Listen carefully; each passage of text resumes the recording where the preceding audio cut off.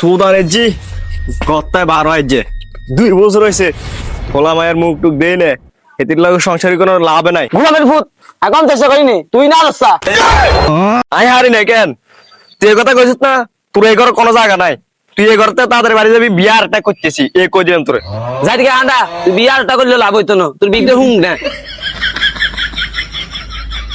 আলা ভাবি তোর মাথাত এত উন বুঝছস এডি আসলে হুম কিলা ভাবি ওই ভাবি কানে হ্যাঁ। একটা ঘড়ি গেছে কিছু শুনছুস নি কি তো হইছে কিলা ভাবি কিটা কষ্ট তোরা কিছু শুনুস ন দুনিয়াদারি কত কিছু উল্টে যাইতেছে তোর অনেক কিছু শুনুস ন আলা ভাবি কিটা হুন্নু সারা দিন থেকে কাম গাইছে ওলা মায়া ডেরে মাদ্রাসা থাড়াইছি অনকে ইন্দি হেত্রি গুদুর উন্ডি সাইতাম বইছি কিলা ভাবি কিটা কস তোর ভাইয়ের মধ্যে কাহিনী ঘড়ি যা তোরে জানোস না কিটা লিয়া আল্লাহ হাসাচ্ছা কিটা কবি খুলি ক ভাবি কিটা কোনা নেরা আন্না ভাই জাফর আছে না জাফর তো জাফরের বড় মারে কিছু রাইনো গো ভাবি আল্লাহ ভাবি কিটা কসিবি আঙ্গ ভাইটা তোর কাহিনী হইছে আন্ডে জানি না কিটা হইছে একটু খুলি কসে ভাবি হেতির যে হোলা মাইয়া হয় না ইয়াল্লাই ফিডে দিছে কি দেখুন হ্যাঁ তো এন্ন কুত্তা খাচ্ছ হ্যাঁ তো বেডির যে মারা মারে আরে বেডিটা একলা ভাই খায় তো এলাই বাবুরে কত বড় ডেমা এই যে মারা তো ডেমা হুরে দেন না কতক্ষণ আগে বইছি আল্লাহ ভাবি তিন মারার দরকার আছে নি ডাক্তার কবিরাজ আছে না ভাবি ভালো কথা মনে করছো আসলে তো ভাবি কিটা?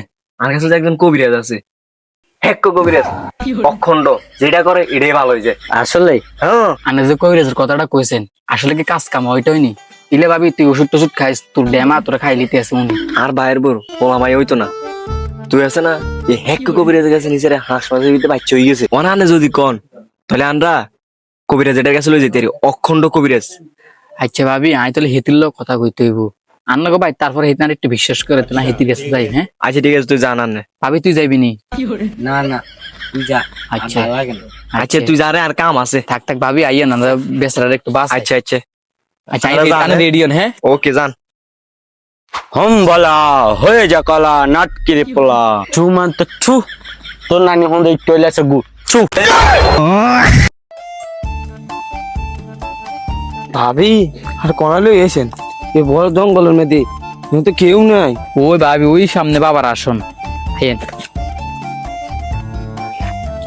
কি ভাবি হে ভাবি দে আইয়েন আলা হে ভাবির কাম আছে এতে হাতা কুয়ে গুনা আছে তেগুন কুড়ে ইয়া কুয়ে আইব বাবা বাবা কই দেখেন কাস্টমার আইতাছে তাড়াতাড়ি দেন বইয়েন সন্ধ্যা থেকে বন্ধ হয়েছি কোন মানুষ জানি আমার সারা এখন আসতেছে কাস্টমাররা বাবা সন্ধ্যা বাদ দেন ওই দেখেন কাস্টমার আইতাছে হোক মাওলা ছু ভাবি এডে বাবার ইয়া আসন এই দাগে ফাড়া দিয়ে না বাইরে যান বাবা এখন দেন আছে বাবা দেন আসতেছে নাই কোনো অখণ্ড কবিরাজ ভাবি আমি কথা কই না বাবার ডাক বাবা ও বাবা ও বাবা আরে কি কইতেছেন দেখেন না বাবা দেন আছে ভাই বাবার একটু দেন বাঙ্গাই দেন না বাবা ওই দেখেন লোক আইছি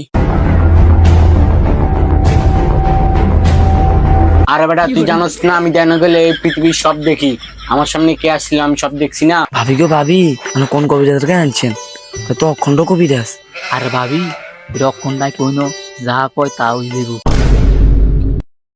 কি হলো রে মা তুই আমার কাছে কেন আসলি বাবা ও বাবা এটা যা লয় বুঝিনি বেচারা রাজ্যে 2 বছর হয়েছে বিয়ে হয়েছে অন্য কোনো হোলা মাইয়া হয় না আরে ভাবি বাবার ফাইভ তলে যায় কিছু করেন না জান বাবা বাবা আমার 2 বছর হয়েছে বিয়ে হয়েছে আমার সন্তান কিছু হয় না আমার জামাই তোমার ছাড়িয়ে দিব মা তুমি উঠো তুমি বাউন্ডারি একটু বাইরে যাও মা আমি আমার জিনকে পাঠাইতেছি তোমার কেন সন্তান হয় না হোক মাওলা ভাবি বাবা তো চুপ করেছে বাবা কিছু কয় না কা আর ভাবি আস্তে কথা কোন বাবা অখণ্ড কবিরাজ বাবা আছে না জিন ফেড়াইছে আমার বাড়ির মধ্যে কি কাহিনী হইতেছে চুপ থাম যা যা পুরা বাড়িতে যা পুরা বাড়িতে কি হইতেছে না হইতেছে সব আমার জানা হোক মাওলা ভাবি কার বাড়ি ঘেরাও করতে আসি আর ভাবি আনগো বাড়িতে যে অদৃশ্য কাহিনী হইতে আছে বাবা জিনের মাধ্যমে সব অদৃশ্য কাহিনী লইতে আছে চুপ থানার নেই তোর বাড়িতে বহুত বিপদ আমি পারবো না আমি জায়গা আরে বাবা কি হয়েছে এদিকে আসেন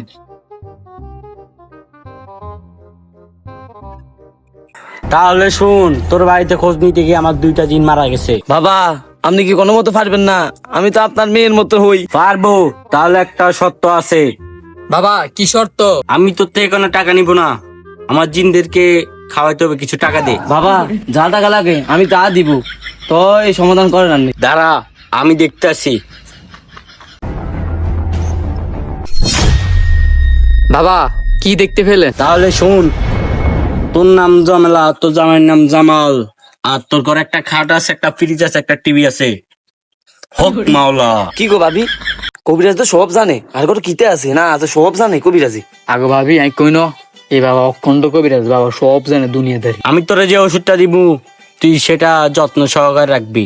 বাবা কি ওষুধ দেন? ওষুধটা তোর বাড়ির আশেপাশে আছে, গাছটার নাম সিমটি গাছ। বাবা এই গাছ তো আমার ঘরের আশেপাশে আছে, আমি আর কি করতাম। তাহলে শুন বৎস, রাত যখন গভীর হবে, আশপাশে সবাই যখন ঘুমিয়ে যাবে, তখন তোর ঘরের পিছে চিমটি গাছটাকে 3 টুকরো করবি।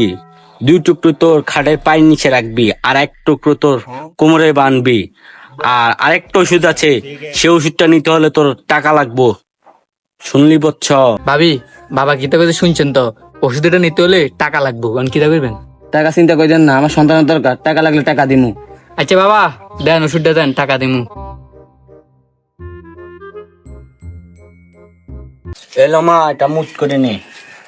বাবা এটা খাইবো কেমনে? তাহলে শুন মা, এই ওষুধটা তুই ফজর নামাজ পড়ে পিস পিস করে খাইবি, আর আরেকটা ওষুধ তোর জামাইকে পানি দিয়ে মিক্স করে তুই খাওয়াবি রাতে শোয়ার আগে, বুঝলি মা? ভাবি এলেন ওষুধ কেন খাবেন মনে আছে? বাবা কত ওষুধের দাম?